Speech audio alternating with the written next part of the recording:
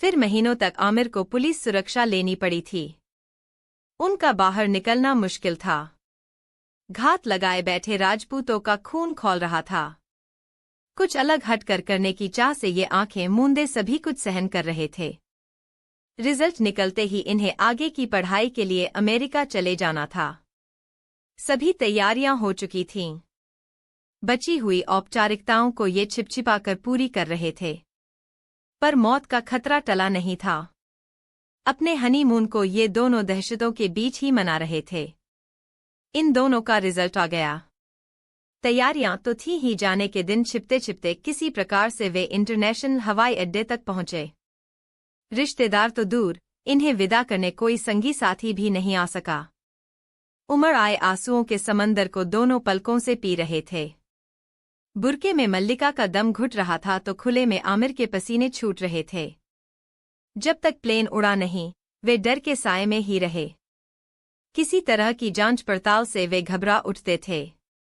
17 घंटे के अंतराल के बाद ही एक दूसरे की बाहें थाम पहुंच गए अमेरिका के न्यूजर्सी में, जहां की गलियों में उन्नत सिर उठाए उनके सपनों की मंजिल प्रिंसटन कॉलेज बाहें फैलाए उनका स्वागत कर रहा था। इसकी तैयारी वे महीनों से कर रहे थे। बहुत हाई स्कोर के साथ उन्होंने टोफेल आदि को क्लियर कर रखा था। प्रिंसटन यूनिवर्सिटी ने दोनों का लोन सैंक्शन करते हुए पासपोर्ट, वीजा आदि के मिलने में बड़ा ही सहयोग दिया। प्यार के विरोध में उठे स्वरों एवं छलनी दिल के सिवा वे भारत से कुछ भी नहीं लाए थे। सामने चुनौतियों से भरे रास्ते थे, पर उनके पास हौसलों के पंख थे। ख्वाबों की दुनिया उन्हें खुद बनानी थी। यहां आकर भी महीनों तक मल्लिका दहशत में जीती रही। किसी भी हिंदू की नज़र उसे सहमा कर रख देती थी। कॉलेज परिसर में रहने वाले विद्यार्थियों के आश्वासन भी उसे सामान्य नहीं बना सके थे। मल्लिका ने कभी पलटकर भी अपनों की खबर नहीं ली। आमिर के माँ बाप और छोटी बहन से कभी बात कर लिया करती थी, पर उन्हें भी कभी यहाँ आने के लिए प्रोत्साहित नहीं किया। प्रिंसटन यूनिवर्सिटी में इंटरनेशनल सिक्योरिटी, जो एक नया विषय था, उसमें पीएचडी करने का फैसला मल्लिका और आमिर ने लिया। यह भी अच्छी बात रही कि यूनिवर्सिटी की ओर से ही उन दोनों को रहने के लिए जगह मिली, जिसने उनके रहने की बड़ी समस्या को हल कर दिया। जैसे जैसे दिन गुजरते गए, उनकी राहें आसान होती गईं। अभी भी उनके रिश्ते पति पत्नी से ज्यादा प्रेमी प्रेमिका जैसे ही थे। हाथों में हाथ डाले जिधर चाहा निकल गए। न किसी के देख लेने का डर था और न कोई दंगा भड़कने का। अक्सर वे दोनों मखमली हरी घास पर लेटकर गर्मी का आनंद लेते हुए पढ़ाई किया करते थे। जब भी थक जाते, आइसक्रीम खाकर तरोताजा हो उठते। वीकेंड में अक्सर चहलकदमी करते हुए प्राकृतिक सौंदर्य को निहारते, दुकानों में जाकर शॉपिंग करते, रेस्टोरेंट में हर तरह के कॉन्टिनेंटल फूड खाते। आमिर को कॉफी बहुत पसंद थी तो मल्लिका को टोमेटो सूप और ग्रिल्ड सैंडविच। इतने लंबे समय में दोनों कभी मंदिर मस्जिद नहीं गए। प्यार ही उनका मजहब था। विवरस्पून स्ट्रीट की विशाल प्रिंसटन पब्लिक लाइब्रेरी में जाकर दोनों पढ़ाई करते। समय ने इनके परिश्रम और लगन का भरपूर रिवॉर्ड दिया। युद्ध के कारण nature deterrence, alliance formation, civil military relation, arms competition के साथ आर्म्स की रोक आदि पर इनकी हर छानबीन को खूब वाहवाही मिली। इनका परफॉर्मेंस इतना अच्छा रहा कि दोनों की नियुक्ति प्रिंसटन यूनिवर्सिटी में ही हो गई। सपनों की मंजिल पर पहुंचकर दोनों अभिभूत थे। प्रिंसटन के लिंडेन लेन में इन्होंने रहने के लिए एक टाउन हाउस ले लिया था, जिसके गैराज में चमचमाती हुई नई गाड़ी खड़ी थी।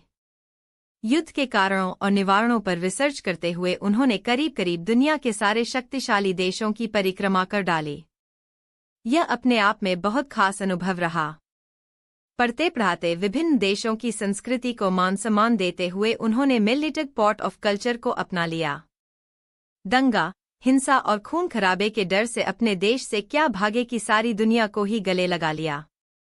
यही कारण है कि अमेरिका में रह रहे सारे विश्ववासियों को इन्होंने प्यार से एक गुलदस्ते में ही संजो लिया। सभी वर्गों में इनका बड़ा मान सम्मान था। 2 साल में ही सारे लोन चुकाकर इन्होंने अपना परिवार बढ़ाने का निर्णय लिया। गर्भावस्था में आमिर ने मल्लिका का बहुत ध्यान रखा। अपने जुड़वां बच्चों का नाम उन्होंने अर्थ और आशी रखा। ऐसे वक्त में गुजरात की रहने वाली पारुलबेन किसी सौगात की तरह उन्हें मिल गईं, जिन्होंने दोनों बच्चों की देखरेख के साथ मल्लिका का भी मां की तरह ख्याल रखा। मल्लिका और आमिर ने भी उन्हें कभी नैनी नहीं समझा। अपने बच्चों को पारुलबेन को सौंपकर मल्लिका और आमिर पढ़ने पढ़ाने की दुनिया में ख्याति बटोरते रहे। पारुलबेन भी उनकी कसौटी पर सब तरह से खरा सोना निकलीं। किसी बात के लिए उन्हें निराश नहीं किया। अर्श और आशी को पारुलबेन ने दोनों संस्कृतियों के सारे संस्कार दिए। घर और बच्चों की सारी जिम्मेदारियों से मुक्त होकर आमिर और मल्लिका को ऊंची उड़ान भरने के अवसर मिले। मल्लिका के सौंदर्य और प्रतिभा पर उसके क्षेत्र के लोग मुग्ध थे। ब्यूटी और ब्रेन का अनोखा सामंजस्य था उसमें। उनसे जुड़कर सभी लाभान्वित ही होते रहे। अपने आसपास के ही नहीं, बल्कि जिस देश में भी गए वहां की संस्कृति को आत्मसात कर लिया। उन्होंने बहुत बड़ी पहचान को प्राप्त कर लिया था। यह उनके जीवन की बहुत बड़ी विजय थी। समय पखेरु बनकर उड़ता रहा। अर्थ ने फाइनेंस में MBA करके न्यूयॉर्क की प्रतिष्ठित कंपनी को ज्वाइन कर लिया। साल भी नहीं बीता था कि उसने उसी कंपनी में कार्यरत चाइनीज लड़की से शादी कर ली और 4 महीने बाद ही 2 जुड़वां लड़कियों का पिता बन गया। वहां की खुली संस्कृति के लिए यह बड़ी आम बात थी। वहां बच्चे पहले पैदा होते हैं, शादी बाद में होती है। आशी ने भी मेडिसिन की पढ़ाई करके एक अफ्रीकी अमेरिकन से ब्याह रचा लिया। साल भर में वह भी अपने पिता के हमशक्ल जैसे बच्चे की मां बन गई। अपने बच्चों के उठाए इन कदमों की कोई आलोचना मल्लिका और आमिर ने कभी नहीं की। सब तरह से सहयोग देते हुए उन्हें संवारते हुए निखारा था। दोनों अपने बच्चों के बच्चे देखकर अभिभूत थे।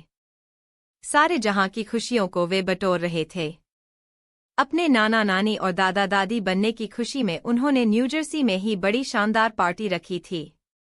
महीने भर पहले सारी नाराजगी को भुलाते हुए दोनों ने अपने परिवार वालों को भी न्योता दिया था।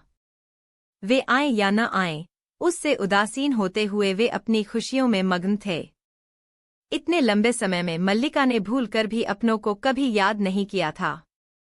उनके सारे रिश्ते नाते एक दूसरे के लिए वे स्वयं ही थे।